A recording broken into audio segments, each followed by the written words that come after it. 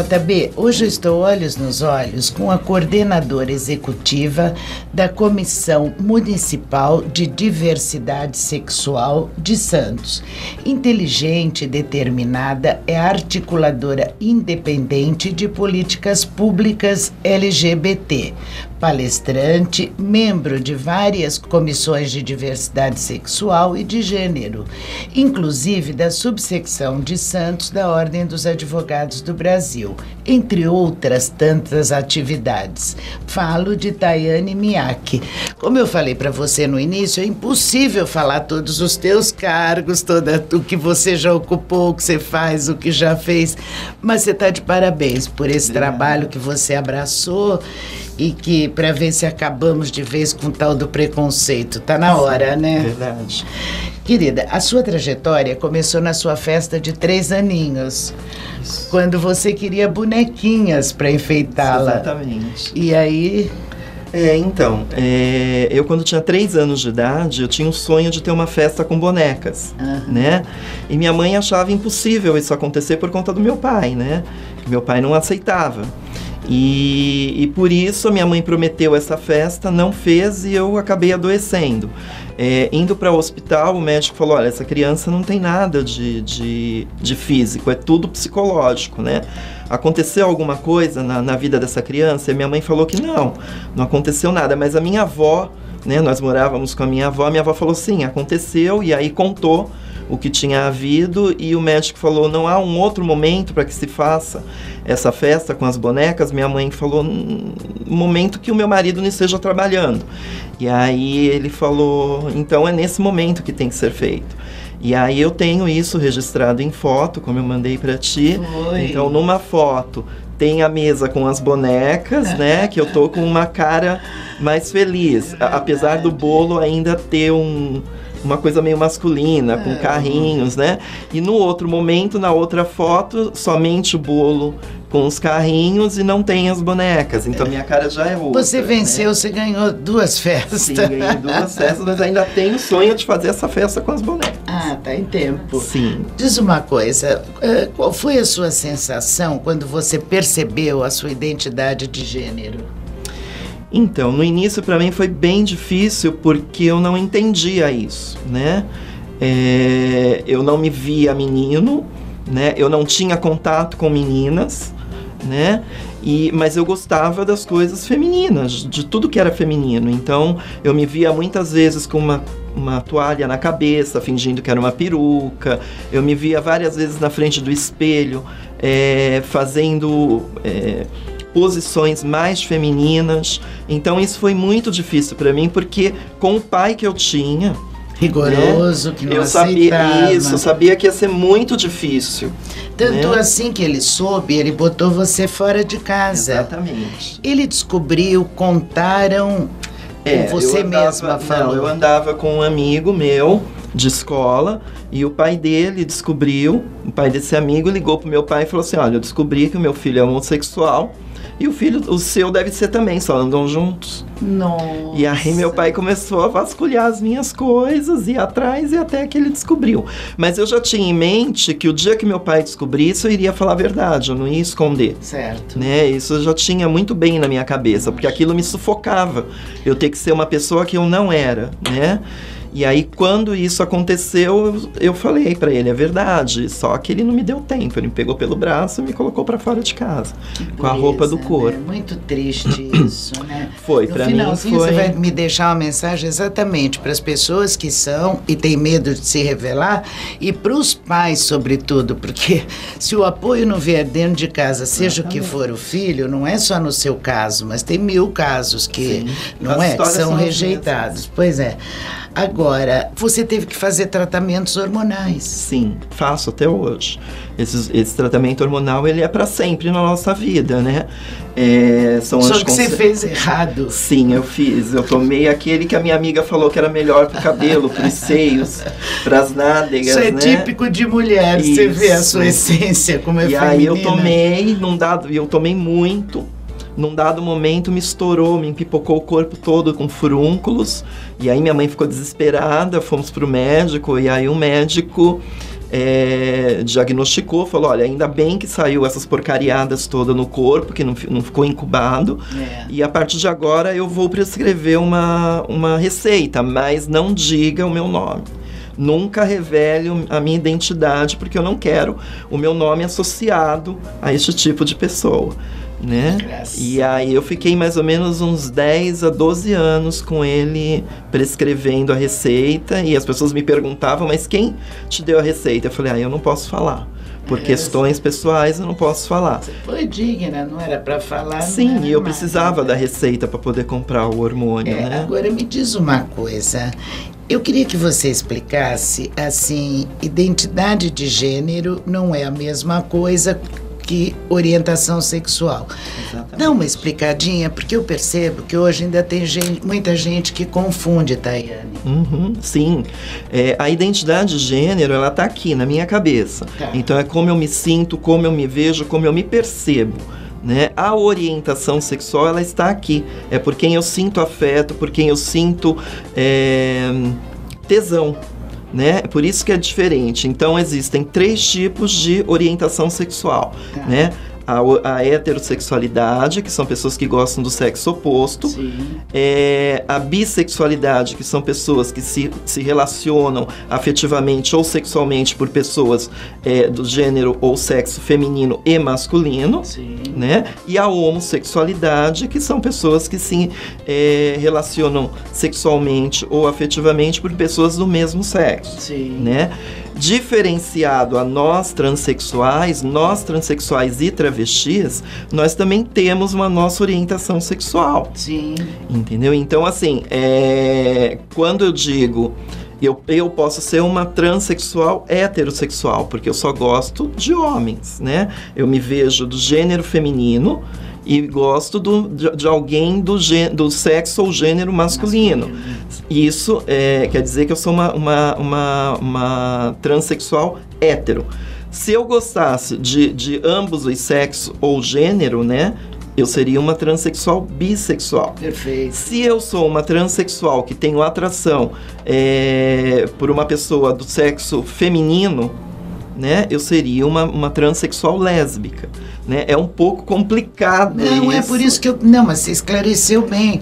Porque hoje, inclusive, o assunto está na mídia, né? Sim. E a gente vê até que os apresentadores e os entrevistados falam mesmo para que haja um esclarecimento. Exatamente. Agora, vamos falar um pouquinho, então, da redefinição do sexo. Readequação porque, assim, as pessoas ainda usam aquele termo vulgar da troca do sexo. Né? Isso não existe. Né? Nós não trocamos o sexo, a gente readequa o sexo. Para poder se fazer uma nova vagina, uma neovagina, como a gente chama, precisa-se do pênis. Né? É feito daquilo, por isso que é uma readequação. Você readequa o pênis à neovagina. Você não fez? Não fiz, hoje não tenho mais interesse de fazer no Brasil. Se for para fazer talvez na Tailândia, que eles se especializaram para isso, talvez eu faria. Mas aqui no Brasil eu não... Agora, por que você não fez? Olha, eu vi muitas cirurgias dando errado. Verdade. Né? Eu vi muita cirurgia aí que não está dando certo e as pessoas acabam guardando aquilo para ela por medo de expor o médico, por medo de se expor, né? Então eu tenho muitas amigas que fizeram a cirurgia que não deu certo, que fizeram 7, 8, 9 cirurgias para poder readequar, né? Porque existe também, não é só estética, precisa ter funcionalidade. Sim. E existem cirurgias que não são funcionais. E a cabecinha também tem que estar muito preparada, exatamente, né? Muito. É imprescindível que a pessoa esteja em terapia psicológica, porque precisa muito. Então, eu vi muita cirurgia errada, então hoje no Brasil eu não faria. Lá fora talvez eu até fizesse, mas aqui no Brasil eu tenho medo. Certa. Você sabe que eu achei tão interessante, até comentei com você, porque você é uma pessoa muito eclética, né? Você faz várias coisas e você é uma ativista realmente. E embora sejam trabalhos voluntários, você se dedica bastante bastante. Eu achei lindo que você também dá aulas de artesanato para o grupo Tantã. Sim. Que legal, você gosta, você faz arranjo de carnaval, porque eu também sou ligada nessas coisas e faço, aí me chamou a atenção. Eu sou autodidata em adereços e alegorias, né? Porque quando eu saí de casa, quando meu pai me colocou para fora de casa, eu trabalhava com shows em boate, show de transformistas, né? E só que aí mudou a era de shows de glamour para as drags. E eu não me adequei dentro dessa coisa de drag, né? E aí eu precisei sim ir para a prostituição, fazer prostituição por um certo tempo, mas não era aquilo que eu queria para mim. Sim. Não gostava daquilo, eu fazia por sobrevivência. Eu sempre digo que a prostituição hoje aqui no Brasil, ela é imposta, né? Ela é por imposição e não por opção, né? Porque a partir do momento que eu sou colocada na rua, é que eu estava num outro contexto, já estava numa universidade, já tinha me formado, mas não graduei, não consegui graduar. Por falta de condições financeiras. Exatamente, então eu precisei fazer prostituição. Dado isso que eu não queria fazer, eu comecei a ir para outros campos, procurar outras coisas. E eu me vi no carnaval. Então eu sou autodidata em adereços e alegorias, e há mais de 20 anos eu trabalho com isso, com escolas de sambas daqui, da capital. E o Tantã surgiu na minha vida, que a Cláudia Alonso e o Renato de Renzo me convidaram para ir dar uma palestra sobre diversidade sexual e de gênero para os Downs lá, né? Porque as pessoas acham que eles não têm sexualidade, né? Imagina. E aí eu fui, me encantei com o espaço, me encantei com o trabalho e lá eu exerço a minha paciência. Tá certo, é uma terapia. É uma terapia. Agora, você me diz uma coisinha. Você conseguiu na justiça, aliás, tem uma outra pessoa que eu conheço bem de perto que também conseguiu a retificação do seu prenome e gênero na sua certidão de nascimento, né? Sim. Quer dizer, é uma vitória muito grande, eu imagino que isso não representou para você. Só que eu queria te perguntar, representou demais pelo teu interior, por conta do teu sentimento ou por conta de preconceito? Então, o que pegou mais pra mim foi assim, eu tinha muito... Uma das coisas que eu ouvi, poucas coisas que eu ouvi do meu pai depois que eu saí de casa, é que eu fiquei 20 anos sem ter contato com ele, né? E aí depois eu vim ter contato com ele, e aí quando ele me viu, ele olhou pra mim assim e falou assim, mas pra que tanta mudança corporal, né, gestual, se você vai morrer com o mesmo nome? E aquilo foi, assim, para mim, uma facada, porque quando você ouve aquilo, assim, eu nunca tinha sofrido uma violência, nunca sofri uma violência física. Graças a Deus. E também nunca sofri nenhuma violência por parte do meu pai, nunca apanhei, nunca tive isso, né? Não sei o que é isso, dos meus pais. E aí aquilo pra mim foi uma violência. Imagina. E aí eu fiquei com aquilo na cabeça. Quando eu soube que havia condições de eu fazer a retificação do nome, né? Foi a primeira coisa que eu lembrei. Eu falei, eu não quero morrer com esse nome. Foi um desafio, né? Foi ótimo. Sim, porque foi ótimo. É um nome que não me representava, apesar de não ser um nome feio, e é um nome que eu sepultei. Também muita gente pergunta, mas qual era o nome? Não sei mais. Eu falei, exatamente, Ele eu sepultei. Existe. Porque para mim o novo nome, eu já me via Tayane Miyake, né? O Miyake é um sobrenome artístico de quando eu fazia show, mas que na retificação do nome o juiz entendeu que era um nome composto. Perfeito. Então eu fui contemplada também com o Miyake. Então para mim foi um passaporte para felicidade, eu digo, porque para mim assim, as coisas não mudaram em outros sentidos, mas para mim no meu interior mudou, porque agora sim, eu sou de fato e de direito Tayane Miyake. Claro. Quer dizer, não foi nem muito foi o seu interior mais até do que preconceito. Exato. Porque eu tenho a impressão que isso é uma opinião muito pessoal, que ainda existe tanto preconceito, justamente pela falta das pessoas se assumirem. Eu acho que se as pessoas se revelam, têm assim, a capacidade, a dignidade de dizerem o que vieram e o que são, acho que elas próprias estariam ajudando a acabar com esse preconceito. Mas não, né? Hoje a gente vê tanta gente que não... fica, enfim, numa posição tão mediana, né? Difícil, né? Muito difícil, né? Eu sempre digo que cada um tem o seu tempo.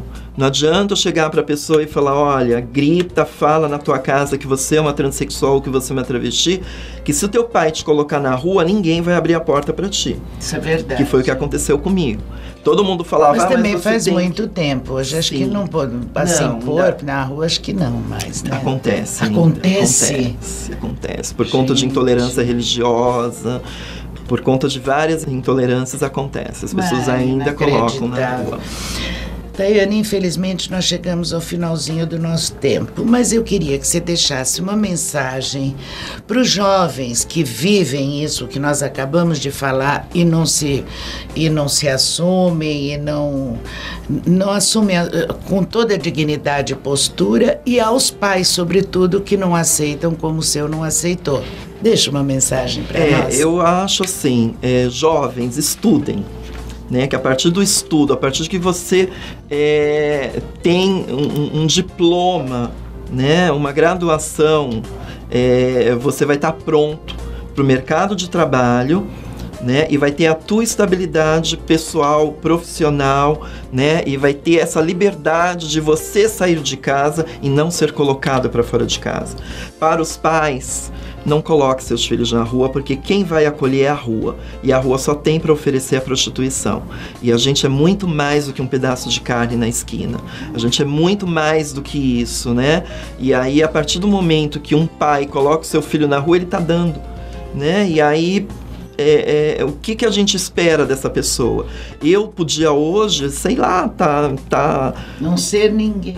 Exatamente. Não ter encontrado seu espaço. Sim, hoje eu não me sinto plena ainda, mas me sinto uma pessoa que tô fazendo aquilo que eu gosto, né? Tô encaminhando pessoas para um outro caminho, né? Esse é o meu trabalho. Claro. E eu vejo que é por aí. Então não coloquem seus filhos na rua, porque alguém vai acolher. E eu tenho certeza que esse acolhimento não vai ser positivo para essa pessoa. Querida, obrigada. Eu que agradeço a oportunidade. Parabéns pela entrevista, pela sua força, sua coragem, pelo muito que você venceu. Tá, Tayane, obrigada. JB, eu acabo de conversar com a coordenadora executiva da Comissão Municipal de Diversidade Sexual de Santos, Tayane Miyake. Para você e para todos que ficaram conosco até agora, um beijo e até o próximo programa.